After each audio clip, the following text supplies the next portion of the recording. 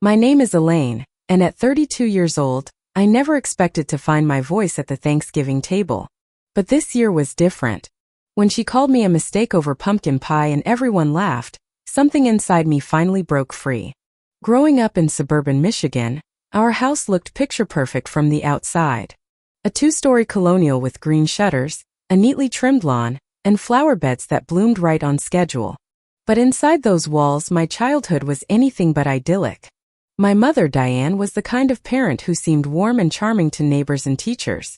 But behind closed doors, she wielded criticism like a surgeon wields a scalpel, precise and cutting. Elaine, stand up straight. No one likes a girl with slouched shoulders. Elaine, did you really think that outfit was appropriate? Elaine, an A-? What happened to the other points? Meanwhile, my younger brother Kyle received a completely different upbringing under the same roof. 3 years my junior, Kyle was the golden child from the moment he was born. Kyle just knows how to talk to people, such a charmer. My father, Harold, witnessed it all from behind his newspaper or later, his laptop screen. A kind but conflict-avoidant man who worked as an accountant, Dad would occasionally throw me sympathetic glances or pat my shoulder after particularly harsh maternal criticisms. But he never directly intervened. Your mother just wants what's best for you, he would say privately. She has high expectations because she believes in you. But it never felt like belief. Despite the emotional headwinds at home, I excelled academically. School became my refuge, a place where effort translated to measurable success. I graduated high school as valedictorian, earned a full scholarship to the University of Michigan, and graduated summa cum laude with a double major in marketing and psychology. I moved to Chicago and worked my way up at a prestigious marketing firm, eventually becoming the youngest executive in company history at 30. By all external measures, I had succeeded. Words like narcissistic tendencies and golden child syndrome gave a framework to my experiences. Those patterns were established when you were most vulnerable and have had the longest to set in. When the annual Thanksgiving invitation came, my first instinct was to decline. But after talking it through in therapy, I made the decision to attend, armed with new awareness and boundaries. You are no longer that powerless child. I chose my outfit carefully. A burgundy sweater dress that was both festive and flattering, with subtle gold jewelry that projected success without being showy. When the inevitable comparisons to more settled cousins arose, I would respond, everyone has their own timeline. I put on empowering music and practiced deep breathing, but still felt my shoulders tensing as I exited the highway and navigated the familiar streets of my hometown. The Christmas I was 16, when my mother commented on my weight throughout the entire meal until I excused myself to cry in the bathroom. The Easter I brought a boyfriend home from college, only to have her interrogate him about his family income and future prospects over deviled eggs. Taking a deep breath, I gathered my purse, the carefully boxed pie, and a gift bag containing an expensive bottle of wine. I am not seeking her approval anymore. The front door opened before I could ring the bell. There she is, he said, stepping forward to embrace me. Good to see you, Dad. The house was immaculate, as always, decorated with tasteful Thanksgiving-themed items. Nothing excessive, but everything coordinated. The familiar scent of roasting turkey and my mother's signature sage stuffing filled the air, mingling with cinnamon from simmering potpourri. In the living room, the extended family had already assembled. Beside her sat cousin Heather and her husband Tom, with their twin toddlers dressed in matching outfits. Uncle Frank, my father's brother, broke away from a conversation to greet me warmly. Uncle Frank had always seen through the family dynamics and offered subtle support. How is the Chicago marketing mogul? He asked, genuinely interested in my career in a way my parents never seemed to be. I felt the familiar sting but smiled. No problem. It will keep for tomorrow. Her tone suggested it was a splurge I couldn't afford, though in reality, my salary likely doubled what Kyle made as a resident. My mother swooped in, fussing with dishes that were already perfectly arranged. Stephanie, that board looks wonderful. You have such an artistic touch. Must be the teacher in you. Uncle Frank accepted with a knowing wink. So Elaine, my mother began as she checked something in the oven. Still at the same company? I told Judy from my garden club that you work in advertising. Marketing strategy, actually, I corrected mildly. Oh, that's right, she said dismissively. And so it began. The systematic elevation of Kyle and the subtle diminishment of my achievements. I sipped my wine and reminded myself of Dr. Winter's advice. You do not need to convince her of your worth. The single glass of wine turned into 3 as I tried to dull the familiar pain of being found wanting. Uncle Frank cornered me by the hallway bathroom, concern evident in his kind eyes. He squeezed my shoulder. You know, your mom has always been jealous of anyone who does things differently than she did. Your success reminds her of roads not taken. Before I could respond, my mother called everyone to the dining room. I entered the formal dining room to discover I had been seated at the opposite end from Uncle Frank, and beside Cousin Heather's husband, Tom, who had spoken approximately 10 words to me in the 5 years since their wedding. Strategic isolation as always. Your mother cannot diminish your worth unless you give her that power. The Thanksgiving table looked like something from a home decorating magazine. Before we serve, my mother announced, I'd like to continue our tradition of sharing what we're thankful for this year. This tradition had always been an opportunity for subtle competition and passive-aggressive comments disguised as gratitude. And of course for Elaine making the effort to join us despite her busy schedule that keeps her away so often. There it was, the first direct hit, implying I deliberately stayed away rather than acknowledging that Chicago was a 3-hour drive and I had a demanding career. My father went next, thankfully keeping his comments general about health and prosperity. Stephanie followed with a sugary speech about being thankful for traditional family values, while glancing pointedly in my direction, the childless career woman. When my turn came, I kept it simple, neutral, positive, and brief. My mother frowned slightly, clearly expecting more groveling appreciation for her hospitality. Well, that was succinct. As the food was passed around, the conversation moved to family updates. Cousin Heather dominated initially with stories about her twins' preschool achievements. Each anecdote was met with excessive enthusiasm from my mother. Vivian's daughter just had her 3rd baby. A beautiful family. Vivian, eager to join the conversation, pulled out her phone. Look at my grandbabies. The oldest is just starting kindergarten. When it reached me, I smiled at the cute photos. They look like wonderful kids. There's nothing like grandchildren, my mother sighed, staring directly at me. I just hope I live long enough to experience that joy myself. Kyle shifted uncomfortably. Mom, we've talked about this. Stephanie and I will start our family when the time is right. No pressure. You two will make such wonderful parents when you're ready. Then, as if she couldn't help herself, she added, though Elaine should probably be thinking about it more urgently, given her age. The table went momentarily quiet. Actually, I'm quite content with my life as it is. Not everyone needs the same path to fulfillment. Of course not, dear, my mother replied with false sweetness. Some women are simply more career-focused. Though I do wonder if you'll regret these choices later. I began explaining our recent work with a major sports apparel brand, but within 30 seconds, my mother interrupted. Speaking of impressive careers, did I mention that Kyle is being considered for chief resident next year?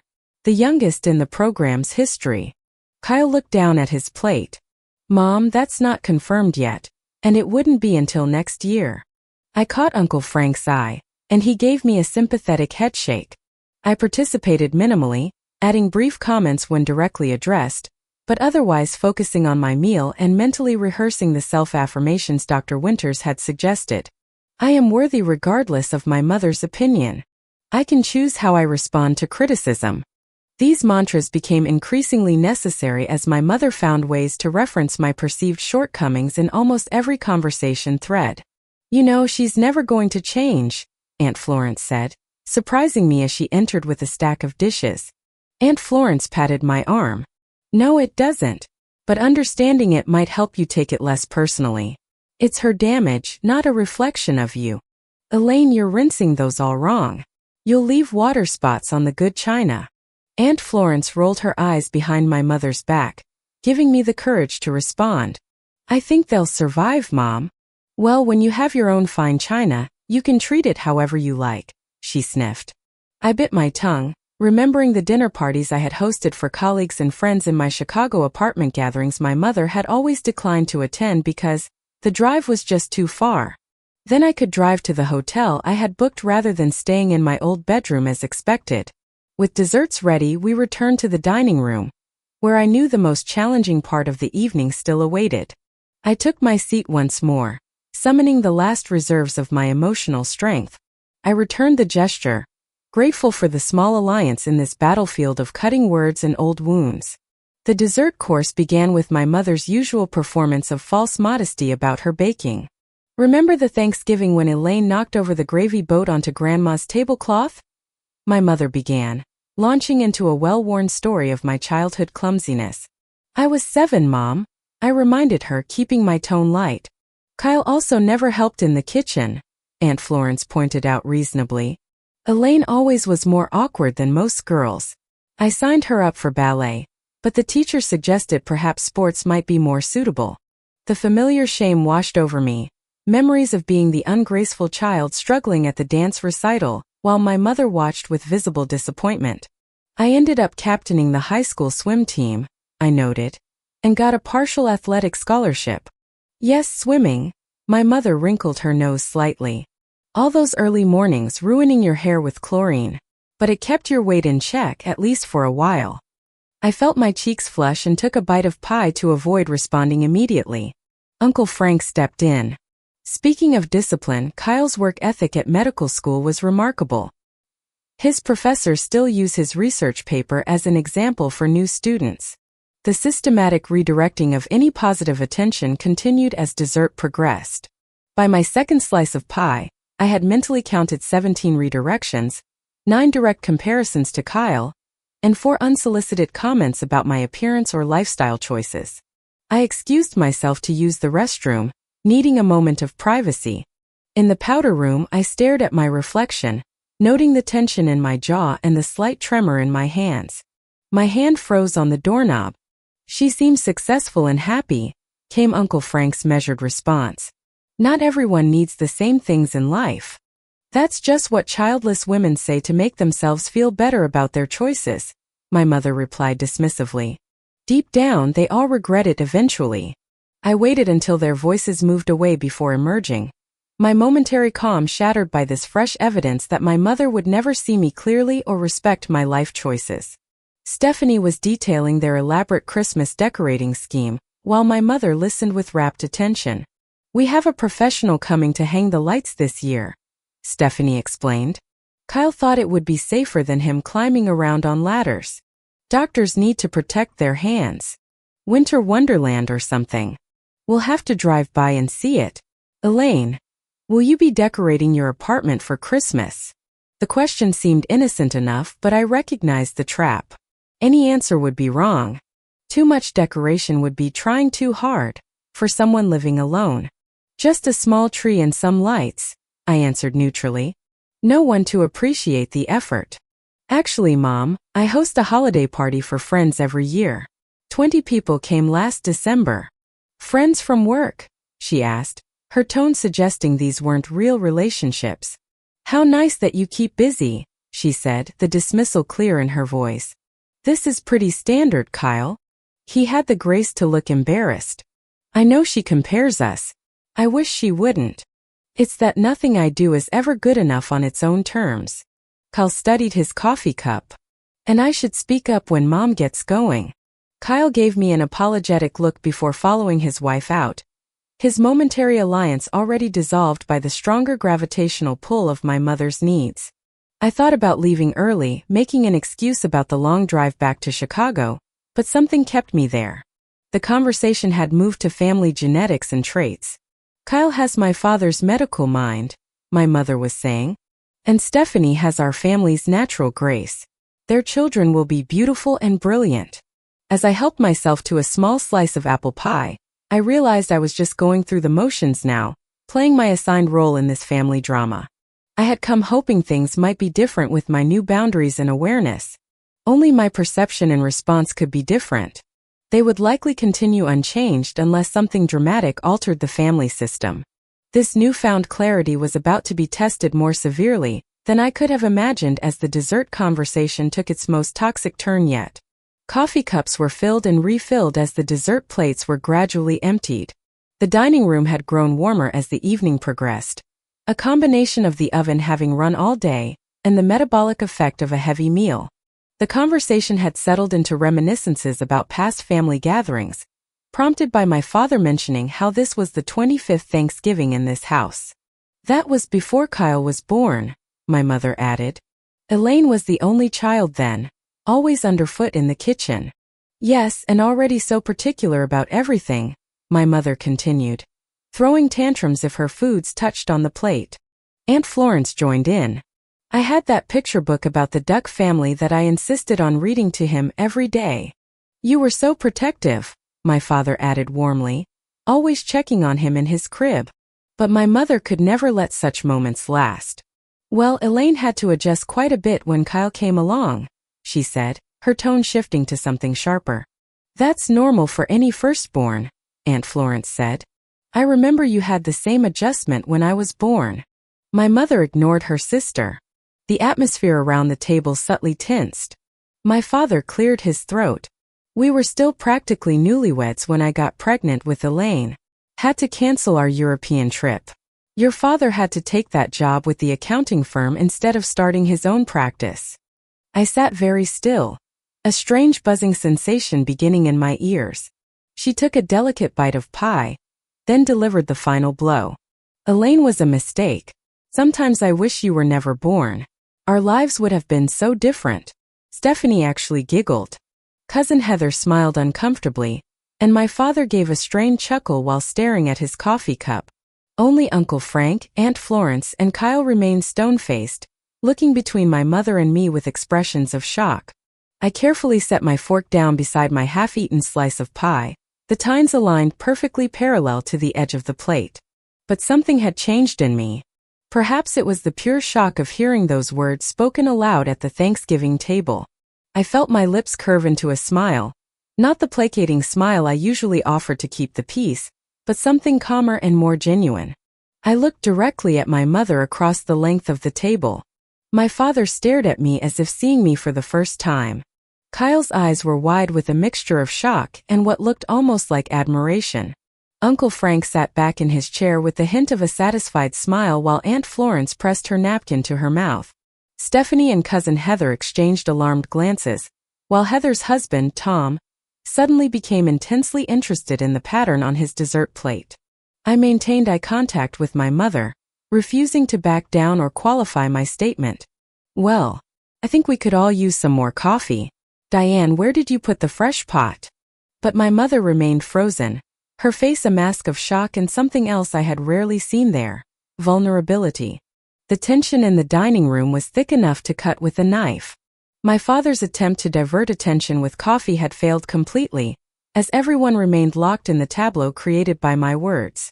With deliberate movements, I placed my napkin beside my plate and stood up. Elaine, wait, Kyle started, half rising from his chair. It's okay, I assured him. I have a hotel room in town. I had planned to stay there tonight anyway. This revelation seemed to finally snap my mother out of her shock. I could hear hushed, urgent conversation breaking out behind me in the dining room, but I didn't turn back. In the entryway, I slipped on my coat and checked my phone, noticing my hands were surprisingly steady despite the adrenaline coursing through my system. Uncle Frank appeared in the hallway. I'll walk you out, he said quietly. I've been waiting 30 years for someone to call her out, he whispered. Thanks, I murmured. Sorry for ruining Thanksgiving. You didn't ruin anything, he assured me. Text me when you get to your hotel safely, she instructed, squeezing my arm. I nodded gratefully and stepped out into the cold November air.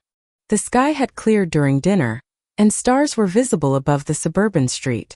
I walked to my car with measured steps, refusing to run like a scolded child. As I backed out of the driveway, I glanced at the house. My father stood at the living room window, his expression unreadable behind the glass. There was no sign of my mother. The drive to the hotel took only 15 minutes, but it felt like crossing a vast distance. Had I overreacted? Had I been too harsh? But each time I recalled my mother's casual statement, I wish you were never born. I felt justified in my response. Instead of going directly to the hotel, I found myself pulling into a 24-hour diner on the edge of town. I slid into a booth by the window and ordered a coffee and a slice of pie I didn't want but felt would justify my occupation of the table. My phone buzzed with a text from Kyle. "Are you okay?" That was intense. "Mom is upstairs lying down. Dad says she has a migraine." Another part felt a surprising sense of relief, as if a heavy backpack I had been carrying for years had suddenly been set down. I finally replied, "I'm fine. At a diner having coffee. We'll talk tomorrow." 3 dots appeared and disappeared several times before Kyle's next message came through. For what it's worth, I was shocked by what Mom said. That was beyond her usual stuff. "I'm sorry." This unexpected alliance brought tears to my eyes. I blinked them away as the server delivered my coffee. "Family Thanksgiving," I explained with a weak smile. "Those are the worst. Take your time here. We're open all night." As I sat sipping my coffee, more messages began arriving. Uncle Frank sending a simple "proud of you." That was so awkward. Tom says we should leave tomorrow instead of staying the weekend. Is that overreacting? My father did not contact me, which was unsurprising. By the time I finished my coffee, I had received updates from Kyle about the post-departure fallout. Apparently, the emotional exhaustion of the evening was finally catching up with me. I put the phone down without responding and turned off the light. Morning brought a strange mixture of regret and empowerment. I checked out of the hotel early and drove to a local coffee shop to gather my thoughts before beginning the drive back to Chicago. I had originally planned to stay in town until Saturday, perhaps meeting Kyle for lunch or visiting my one remaining local friend from high school. Now the pull to return to my own space, my own life, was overwhelming. As I sat with my latte, I drafted and deleted multiple responses to my mother's text. Everything felt either too conciliatory or too combative. By the time I reached my Chicago apartment, I felt wrung out but somehow lighter. When I finally checked my phone again, there were more messages from family members, but nothing from my mother. Uncle Frank and Aunt Florence had both called, leaving voicemails expressing support. Her silence wasn't a punishment, but a respite. The relationship had been broken for decades. "How are you feeling about the holidays?" Dr. Winters asked, noting the date on her calendar. "This will be my first Christmas without family obligations, and there's something freeing about it." My father served as her reluctant messenger, sending occasional, stilted texts that were clearly composed under her supervision. Aunt Florence and Uncle Frank had been steadfast supporters, checking in regularly and validating my experience. When confronted with the impact of her behavior, she has made herself the victim and you the villain. I nodded, having come to the same conclusion. The weird thing is, I expected to feel more devastated by her cutting me off, but there's relief mixed with the sadness. "That relief is telling you something important," Dr. Winters noted. I considered this while absently stroking Baxter's ears. "I think it means the relationship was more draining than nurturing. Having distance has shown me how much energy I spent managing her feelings and seeking an approval that never came." Exactly. And how has this realization affected other areas of your life? This question made me smile. In the months since Thanksgiving, several positive changes had emerged in my daily life. "I'm setting better boundaries everywhere," I told Dr. Winters. For Christmas Day itself, I volunteered at a local shelter, finding unexpected joy in serving meals to those without homes or families of their own. A week before Christmas, an unexpected development occurred. Kyle called to say he was in Chicago for a medical conference and asked if we could meet for lunch.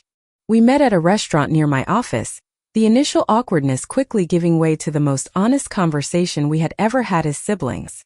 "I want to apologize," Kyle said after we had ordered.